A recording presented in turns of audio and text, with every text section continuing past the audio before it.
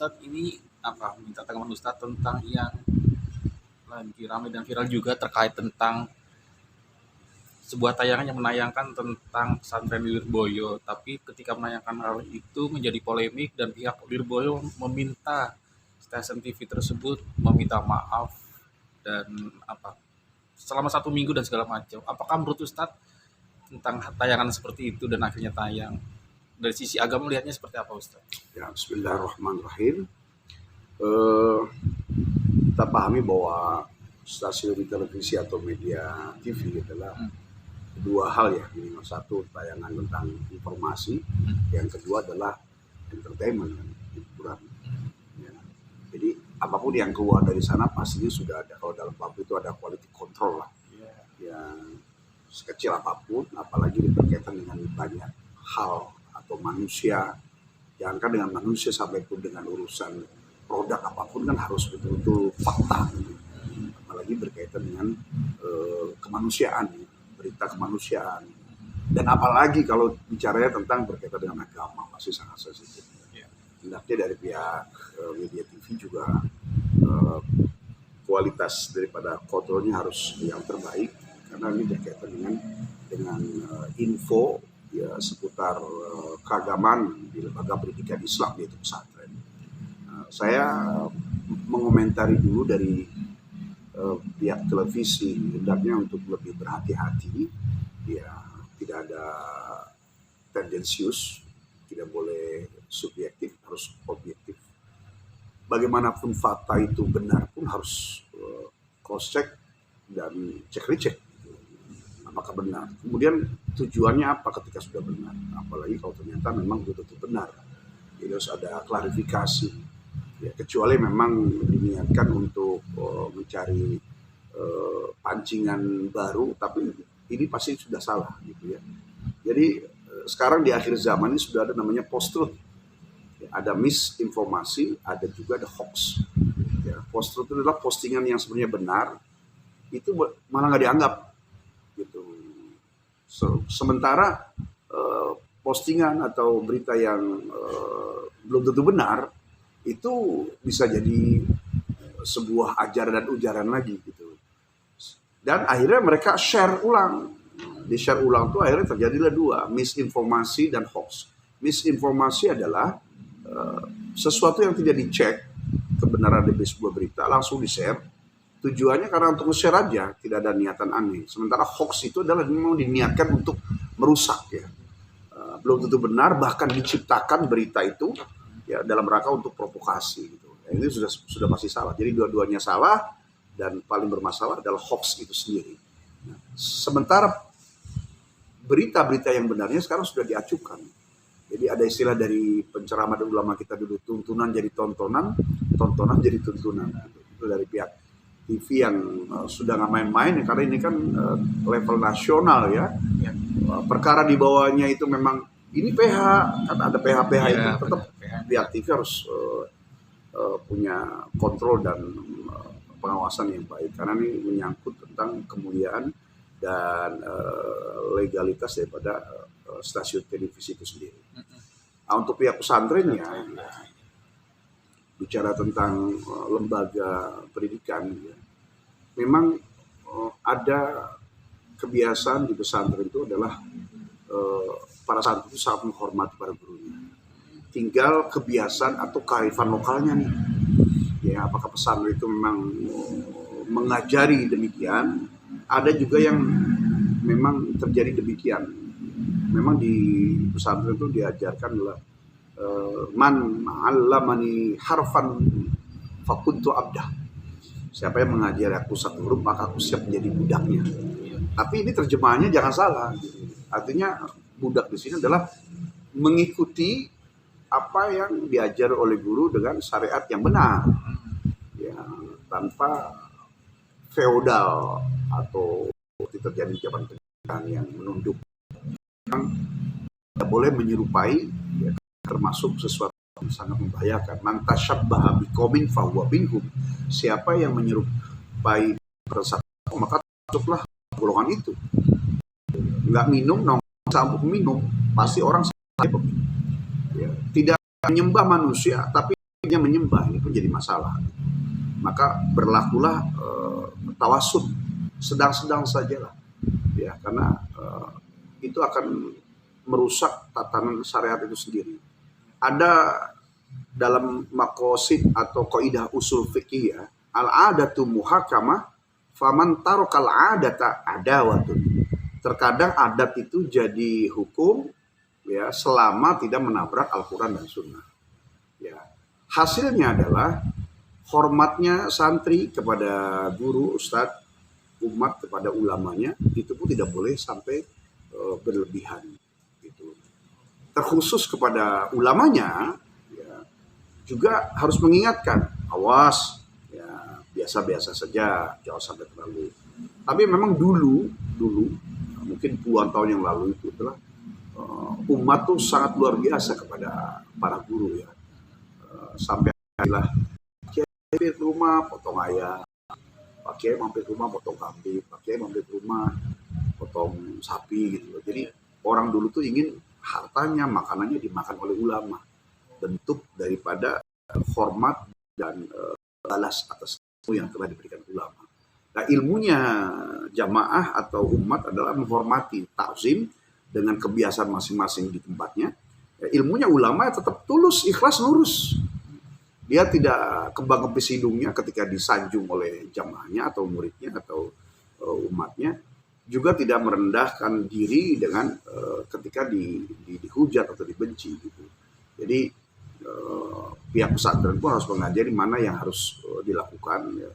Walau ada ucapan gini, terkadang untuk mengajari sesuatu yang benar itu dengan cara yang ekstrim, tapi ekstrim yang bagaimanakah? Gitu kan. Karena Nabi Adam sendiri pun ketika dimintai sujud para malaikat dan ajazil atau iblis saat itu adalah usjudu li Adam, sujudlah kepada Adam. Ya, ulama tafsir menyebutkan adalah membungkuk seperti membungkuknya orang Jepang ketika dia mengucapkan arigato, membungkuk saja gitu. Nah, di pesantren itu memang ada kebiasaan yang ketika kiainya lewat tuh dia menundukkan kepala kemudian berhenti gitu. Itu sebenarnya tidak diajari, ya. Dan umumnya kiai itu tidak minta, hormat, tunduk, nggak begitu sebenarnya. Cuma mungkin santri ini melihat dulu ustadz-ustadznya begitu kepada kiainya, udah terus begitu. Yang terjadi di akhirnya adalah makin merendah gitu, sehingga orang menyangka ini feodalisme. Padahal sebenarnya ini bentuk hormat saja gitu. Nah, kalau sudah ada kamera, maka ini harus dijaga dengan baik gitu ya. Maka tayangan-tayangan kehidupan pesantren itu juga bisa keluar, karena sekarang semua punya telinga, punya mata, tembok, ya, batas, punya mata. Ya, apa yang terjadi bisa disalah artikan oleh khalayak umum, apalagi di negara Indonesia ini yang memang heterogen, jumlah agamanya yang banyak, ya, dengan pengertian yang berbeda-beda gitu. Ya, belum lagi pemahaman tentang setiap orang punya hak masing-masing dalam isme liberal, dalam sekularisme dan pluralisme gitu. Tentunya ini akan kebutuhan ajaran-ajaran yang bertabrakan gitu. Khususnya Indonesia yang berbudaya timur, yang bukan pesantren pun, apalagi di kalangan pesantren. Saya pribadi di pesantren, ya, berbeda dari tayangan yang terjadi viral ini gitu kan. Tidak pernah diajari oleh guru saya di pesantren, yang memang pesantren saya pun memang adopsinya dari pesantren yang ada di Jawa Timur, ya, pesantren Darussalam Gontor dan pesantren saya dari Darul Rahman, ya, tidak pernah diajar nunduk kamu, hormat, ngesot, nggak gitu. Ya, cukup kita melihat bahwa ini guru saya menghormati, nunduk sekedarnya, tidak ada lagi sampai berlebihan gitu. Karena mata kita dibatasi oleh mata orang lain, telinga kita dibatasi oleh telinga orang lain, bebasnya kita dibatasi oleh bebasnya oleh orang lain gitu. Itulah disebut namanya kebebasan yang terbatas, bukan kebebasan yang lepas landas gitu. Jadi santri itu ketika di hadapan para guru, umumnya di kalangan pesantren, terutama di mungkin pesantren tradisional, ya, kalau di kalangan pesantren terbaru atau pesantren modern itu mungkin tidak sedemikian ya terjadi ya, tapi di kalangan tertentu memang masih ada yang seperti itu. Nah, terlepas dari itu ya, seyogianya ketika pihak TV menayangkan ya apa yang menurut sebagian kelompok ini tidak benar, gitu, maka pihak yang dirugikan atau pesantren itu harusnya memang dia memvalidasi bahwa itu tidak benar adanya. Ya. Absen poin-poinnya seperti santri yang jalan seperti apa namanya merangkak, kemudian disebutkan bahwa ulamanya senang dengan mobil bagus gitu kan. Ya saya mungkin sedikit memberikan bantuan penjelasan bahwa agama ini dibangun dengan ekonomi yang baik. Bahkan Rasulullah dengan Siti Khadijahnya, Khalifah yang 4, Khulafaur Rasyidin, ekonomik semuanya. Sunan yang 9, Wali Songo, semuanya sultan. Gitu. Jadi rata-rata di Jawa Timur atau di Jawa Tengah, di mana saja, pendiri pesantren itu umumnya adalah orang yang memang finansialnya kuat. Jadi kalau dibilang mengambil keuntungan dari santri, loh dia membangun pesantren saja dengan kekuatan ekonomi. Walau sebagian lagi ada bagian dari jemaah, tapi itu juga hanya menandai kelengkapan yang memiliki ekonomi yang baik, ilmu ada. Kalau mereka memiliki atau mobil yang bagus pun apa ya bentuk-bentuk daripada CRC adalah karena tampilan dengan kendaraan yang baik, baju baik pun itu juga bentuk dari penghormatan diri kepada ilmunya Allah yang Allah sudah berikan kepada dirinya. Yang penting apapun saja itu harus sesuai dengan kadarnya. Allah menyebutkan dalam Al-Quran itu kul washrob walbas watasaddaq walatusrif innallaha la yuhibbul musrifin. Makanlah engkau, minumlah engkau, berpakaianlah engkau, berbagilah engkau, jangan berlebih-lebihan. Karena Allah tidak suka kepada sesuatu yang berlebihan. Gitu. Jadi menghormati guru sesuai dengan kadarnya, tidak berlebihan. Atau menerima penghormatan juga tidak boleh berlebihan. Dan harusnya ya, ketika ada ya sesuatu yang melewati batas seperti satu yang terlalu kayak gimana, gurunya panggil. Kamu nanti kalau di masyarakat tidak boleh begini. Ya nanti orang akan melihatnya aneh. Karena kita di negara orang yang memang ya dengan agama dan pemahaman yang berbeda-beda di canggihnya zaman, apalagi teknologi sudah mulai maju, kamera di mana-mana, ya, diajari mana yang pas, mana yang berlebihan. Gitu. Nah, untuk pihak pesantren, termasuk mungkin para pesantren Lirboyo ya, ini adalah senior pesantren yang sudah jumlah santrinya belasan ribu, puluhan ribu, tentunya paham lah. Kalaupun ternyata ada ketimpangan, ya tinggal dijelaskan saja. Bahwa yang terjadi dalam tayangan itu tidak benar, barulah dia minta maaf. Ya, ini nggak benar, ini nggak benar, ini nggak benar. Kalaupun ada tayang seperti itu, pasti ini sesuatu yang memang diarahkan ke sana. Yang jelas kami merasa dirugikan, tolong minta maaf. Cukup itu aja. Gitu. Jadi pihak sana pun dari TV juga akan melihat bahwa ini sesuai prosedur bagaimana untuk bisa mengobati hati yang terluka dari santri. Juga santri lain yang mungkin tidak disepondok dengan santri yang ada di Lirboyo gitu, bahwa tayangan itu berlebihan. Ya, terlepas daripada di PH itu melakukan karena sebab tendensius atau subjektif, karena mungkin nggak ngerti, justru dengan karena sebab nggak ngerti harusnya ya jangan melakukan sesuatu yang bukan pada bidangnya. Dalam makalah itu idza wusidal amru ila ghairi ahli fantazirisah. Jika perkara bukan dilakukan oleh yang ahlinya, jika perkara diserahkan kepada bukan bidangnya, maka tunggulah kehancuran. Nah, ini mungkin terjadi kehancuran yang terjadi di belakang itu karena sebab melakukan sesuatu yang bukan pada bidangnya, sehingga manusia mungkin nggak membalas, Allah yang membalas dengan keadaan. Nah, pihak Lirboyo kemarin juga minta permohonan maaf dari pihak stasiunnya selama 7 minggu di jam-jam prime time. Terus dia juga melapor ke DPR kalau ini tayangannya tidak benar. Ini melihat polemik yang terjadi, Ustadz melihatnya seperti apa? Sampai DPR mengadu ke DPR juga tentang hal ini. Ya, yang lebih cocok adalah ketika merasa dirugikan dari pihak yang tertuduh atau korban, merasa korban, memvalidasi, menjelaskan bahwa semua tayangan itu nggak benar. Ya, bahwa tayangan itu salah gitu.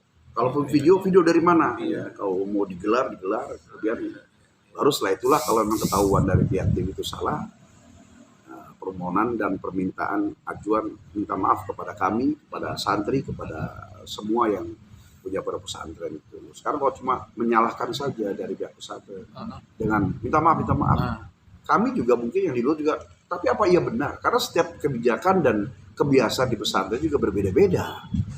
Itu seperti pesantren saya nggak ada yang begitu. Nah itu video dari mana? Kita nggak tahu apa memang dari situ. Kalau dari situ maka kupas tuntas. Kalau itu tidak benar, ini fitnah, ini batil, gitu. Validasikan supaya dari sana, udah ada kejelasan dari pihak pesantren, maka meminta maaf. Jadi kedudukan tabayunnya tepat, kedudukan minta maaf juga tepat, bukan hanya sekedar karena sebab marahnya pihak yang dirugikan. Saat ini kalau di pesantren ketika agak tertutup ya, ketika pesantren diliput itu memang agak tertutup untuk memprotek adatnya dan segala macam apa yang diajarkan oleh pesantren itu memang tidak boleh disiarkan atau gimana menurut Ustaz? Sebelum sosmed itu berkibar, ya dari puluhan tahun yang lalu, saya juga kan di pesantrennya, ya tidak ada yang ditutupi sebenarnya. Ketika ada wartawan datang, bagaimana sih kehidupan santri? Kita kasih tahu, bahkan mereka suruh nunggu dari pagi sampai malam tuh. Ya pagi bangun, mandi, kemudian sholat jamaah, ngaji kitab dari maghrib, dari subuh jam 5 sampai jam 6, kemudian makan pagi jam 7, diliput itu. Ya cuma dulu memang kan nggak wartawan tuh memang betul legal gitu ya, memang dari sebuah lembaga apa gitu. Kita open, terbuka gitu sampai itu. Dan kehidupannya seperti itu ya. Ketika ada guru datang, selamat pada berebut. Paling gurunya ustadznya tuh, hei kamu gimana cubit pipinya, gitu. Paling udah biasa aja gitu. Ya, saya memang tidak pernah pesantren di Jawa ya, di daerah Jawa Timur. Kalau ada tayangan seperti itu, saya dengar juga memang di sekitar Jabodetabek juga ada pesantren yang demikian, memang sama ketika gurunya lewat. Bahkan ada yang Pak Kiainya tuh punya pelihara seperti kucing atau ayam, sampai berhenti kalau ayamnya kucingnya lewat itu ada. Dan itu tidak diajari oleh kiainya, oleh pusatnya. Kamu kalau ada kucing kiai lewat berhenti, nggak begitu sebenarnya. Itu sebenarnya sugestinya santri aja. Ya, memang sedikit ekstrim gitu, tapi nanti jadinya di masyarakat hilang setengah, akhirnya menjadi orang yang tawadu dan rendah hati aja. Ya tidak perlu takut sampai nanti dia tampil di masyarakat punya santri lagi akan memperlakukan hal yang sama gitu. Jadi semua ini pada hal apapun memang ada oknumnya. Ya. Aparat ada oknumnya, pejabat ada oknumnya, pengusaha ada oknumnya. Kalau dalam ulama juga ada oknumnya. Bahkan ulama itu kan terbagi dua. Ada ulama soleh, ada ulama su. Ulama soleh yang harus kita ikuti. Ulama su adalah yang dia menguasai ilmu tapi berbalik dengan ilmu yang dia miliki. Yang ini yang tidak boleh diikuti. Tapi adalah oknum itu. Ya, tetapi tidak bolehlah dipukul rata bahwa pesantren itu kehidupannya seperti yang ditayangkan itu. Gitu. Tapi Ustaz melihat ketika ini tayangan muncul terus akhirnya pada demo di stasiun tersebut, marah ketika dijelek-jelekan pimpinannya, itu hal yang wajar ketika akhirnya santri sampai sebegitunya ketika tayangan itu menjelek-jelekan. Pertama itu resiko dari orang yang memulai gitu. Ya, dari pihak TV kan memulai, sementara dari kalangan yang demo tuh ada orang yang dia merasa memiliki, dia mengalami sebagai santri, atau mungkin orang nggak pernah mengalami tapi tersakiti karena punya anak saudara yang pesantren gitu. Dan tidak lepas juga mungkin ada orang disusupi, kita nggak ada yang tahu. Yang jelas dari pihak pesantren juga ada beberapa hikmah. Ya, kita pihak pesantren bebenah lah. Ya, kalau ada yang berlebihan, apa saja yang berlebihan itu pasti ada konsekuensinya. Kalau memang itu terjadi, ujian bagi pesantren. Kalau memang itu dilakukan, itu teguran. Karena musibah yang terjadi kepada manusia itu ada 3 level. Pertama level ujian, musibah level teguran, musibah level hukuman. Nah, insya Allah kalau hukuman enggak lah. Tapi kalau ujian dan teguran bisa terjadi. Ya, mungkin ada hal yang berlebihan. Sebagian ulama banyak yang soleh, yang mereka menegur bahwa ini ketika tidak benar. Tapi sebagian juga ada yang memang senang dielulukan. Ada yang satunya datang sampai kemudian cium tangan bolak-balik. Ya, ada yang mengambil manfaat dengan, ayo kamu kasih apa sama gurumu gitu, ada gitu, mungkin ada ya. Tapi itu kan bukan ajaran yang sesungguhnya di pesantren. Gitu. Bahkan saya meyakini bahwa tidak ada lembaga yang lebih baik kecuali memang di dalam pesantren. Itu hanya kita juga kan, seperti saya mengajari umat, mencari guru juga harus memilih. Gitu. Ya, termasuk diantaranya pesantren, lembaga. Selain memang kesolehan pemimpinnya, pembangunnya, pengasuhnya, ya juga kita tanya sama anak kita ini dan kita diskusi kepada ibunya, anak kita mau jadikan apa? Oh, mau bisa orasi, bisa berbahasa, bisa kita karena ada tempat-tempat masing-masing.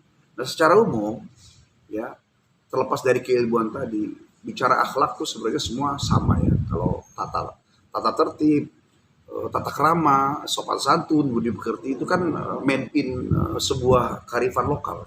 Tata krama di Batak berbeda dengan tata krama di Sunda. Tata krama di Banten, Sunda berbeda dengan tata krama di Bugis. Bugis berbeda tata kramanya dengan ada yang di Dayak, Asmat dan sebagainya. Tapi kalau akhlak itu made in Allah. Ya, semua manusia akan menerima akhlak. Nah, akhlak ini yang dimaksud oleh kita semua adalah mana yang menjadi kebiasaan di sebuah masyarakat tetapi juga tidak menabrak Al-Quran dan hadis. Itu namanya akhlak. Nah, akhlak ini adalah benang antara Khalik pencipta dengan makhluk. Gitu. Ya, terlepas dari kebiasaannya, tetap harus pada tawasuk sedang-sedang saja. Jangan biasa-biasa depan guru lewat-lewat aja. Juga jangan terlalu menunduk-nunduk. Ya, sampai ngoser-ngoser atau kurangkan di bawah gitu. Nanti akan tasyabuh kepada ajaran agama yang lain. Jadi sedang karena ketaatan sesungguhnya kepada ulama adalah ketika mengamalkan apa yang diajarkan. Nah, ini kan efeknya ketika menanyakan ini yang PH-nya seluruh tidak boleh bikin produksi lagi ke Trans 7 dan akhirnya PH tersebut namanya tuh karyawannya diberhentikan semua tuh yang PH tersebut. Nah, ini melihat dampak impact ketika menayangkan tentang pesantren Lirboyo sampai akhirnya PH-nya itu suruh ditutup sampai karyawannya tidak bisa bekerja lagi, ini gimana melihat polemik yang terjadi tentang kembali kepada ucapan saya tadi ya. Musibah yang terjadi pada siapapun itu kan jadi ujian teguran. Semua yang berada di PH itu ada yang ibadah, kalau udah ibadah taat ternyata pecat juga ya ujian dia. Ya, ternyata ada ibadah, ada juga masih melanggar gitu. Ya, STMJ, sholat terus masih jalan. Ini jadi teguran gitu. Perkara nanti memang harus dibubarkan, itu semuanya mengambil hikmah dari efek daripada aksi yang sudah dilakukan karena sebab ada reaksi ya negatif positifnya, kemudian akhirnya berbalik yang menjadi sebuah keputusan. Dibubarkanlah, diberhentikanlah, dibekukan, apapun itu namanya. Ini pun adalah konsekuensi dari sebuah pekerjaan. Ya. Maka siapapun yang karena Allah dalam pekerjaan ini pasti akan dijaga walaupun dia berpindah tempat atau pekerjaan baru. Tapi kalau memang dari awalnya hanya orientasinya hanya urusan ketenaran, dunia, uang, yang penting punya tayangan, yang penting seru, yang penting rating, maka Allah pun maha melihat dan Allah bekerja dengan rencananya.